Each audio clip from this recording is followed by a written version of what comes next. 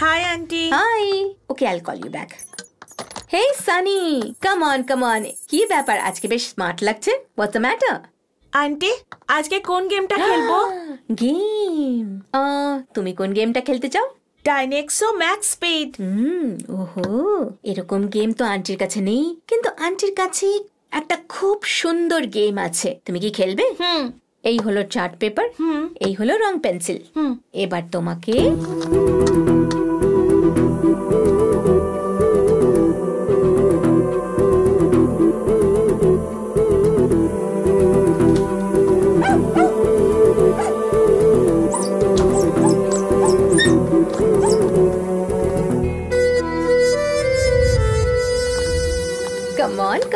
come on.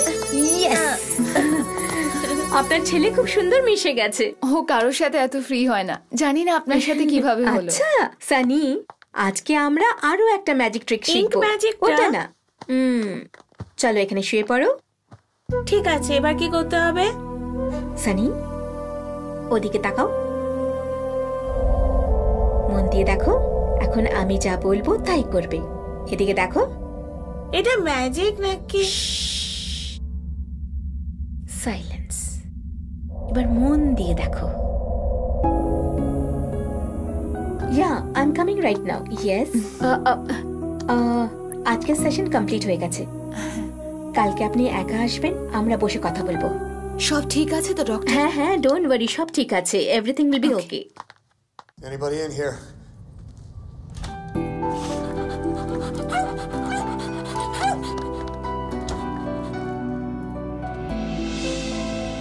Sunny is absolutely fine.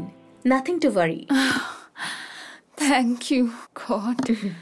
কিন্তু okay একটা assurance দিতে হবে, এমন অ্যাসুরেন্স যে এই দুনিয়াতে সবার আগে সানি আপনার কাছে ইম্পর্টেন্ট।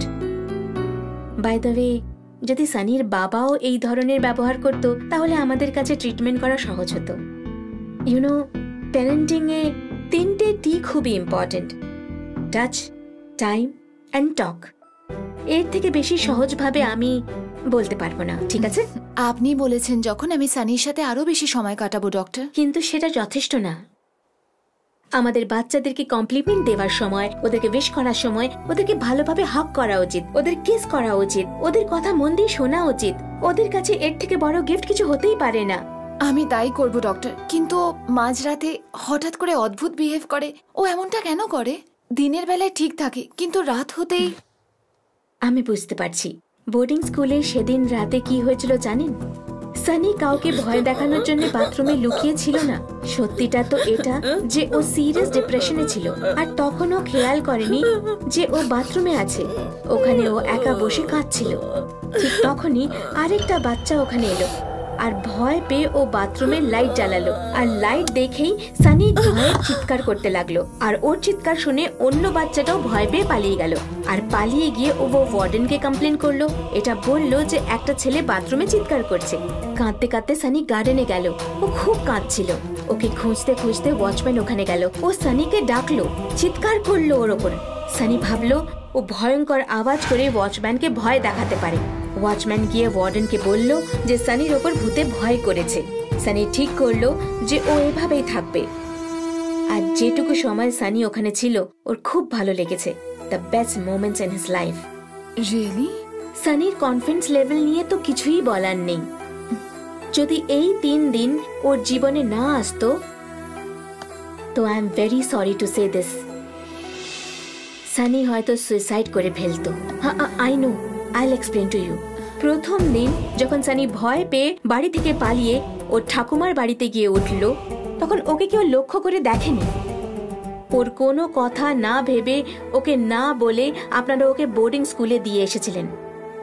নিজের বাড়ি থেকে সানির যদি সত্যি পালাতে হতো তাহলে বোর্ডিং স্কুলে দেওয়ার পরে ওখান থেকে পালিয়ে বাড়ি আসতে পারতো, কিন্তু ও এটা কখনোই করেনি।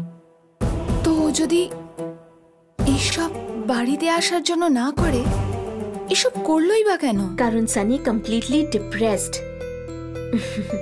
ওর কি করা উচিত, কি করা উচিত না, ও সেই অবস্থায় নেই যে ও সবকিছু বুঝতে পারবে। এটাকে আমরা সায়েন্টিফিক্যালি ADHD বলে থাকি। আপনি বুঝছেন তো? Attention deficient hyperactive disorder. যেই বাচ্চাদের এই সমস্যা থাকে সেই বাচ্চারা কখনোই টাইমে কাজ করতে পারে না, মানে টাইম ক্যালকুলেশন ওরা ভালো করে বুঝতে পারে না। আপনারা এই ব্যাপারে জানেন না, তাই বাচ্চাদের বকাঝকা করেন, চিৎকার করেন। সানির মধ্যে শুধু একটাই সমস্যা নেই, অ্যাটেনশন সিকিং বিহেভিয়ার থেকে এই সমস্ত প্রবলেম শুরু হয়েছে। মানে কেউ কখনো ওর খেয়াল রাখেনি ও কিভাবে সবার মনোযোগ সবসময় আকর্ষণ করবে, ও এই ব্যাপারে ভাবতে শুরু করে দিল। এরপরে যে লেভেলটা আসে সে হলো কন্ডাক্ট বিহেভিয়ার, কন্ডাক্ট ডিসঅর্ডার। আর এই লেভেলে বাচ্চাদের বিহেভিয়ার খুবই সেন্সিটিভ, খুবই ডেঞ্জারাস হয়। ও ফার্স্ট লেভেলে এটা বলে দিল যে ও দিয়া দিদিকে দেখতে পায় আর ও সব সময় ওর পাশাপাশি থাকে। কিন্তু দিয়া কোথা থেকে এলো? দিয়া কে? বলছি, মানে আমি যখন ওকে হিপনোটাইজ করলাম তখন দিয়ার সম্বন্ধে ও আমায় কিছু কথা বলল। দেখুন, আমাদের সানির সাথে খুবই বুঝে শুনে চলতে হবে। আমরা যদি সানিকে ভালোভাবে থেরাপি না দিই তাহলে পরিস্থিতি খুবই খারাপ হতে পারে।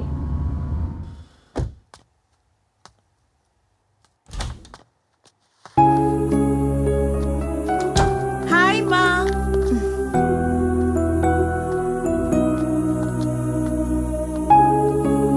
ম্যাডাম,